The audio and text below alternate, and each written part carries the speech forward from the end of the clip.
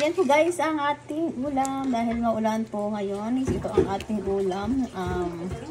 Niluto. Ano na to, miswa. Nilagyan po natin siya ng cabbage guys. Ayan. Kaya lang natunaw yung cabbage. Kadami po ng ating miswa na nilagay.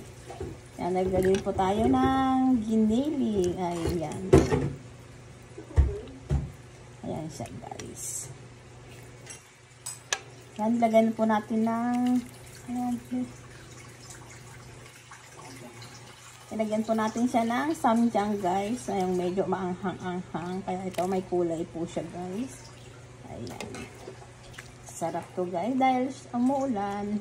Ayan. Ayan, ready to serve na po to guys. Tara guys, kain na po tayo. Ayan, ang ating ulam.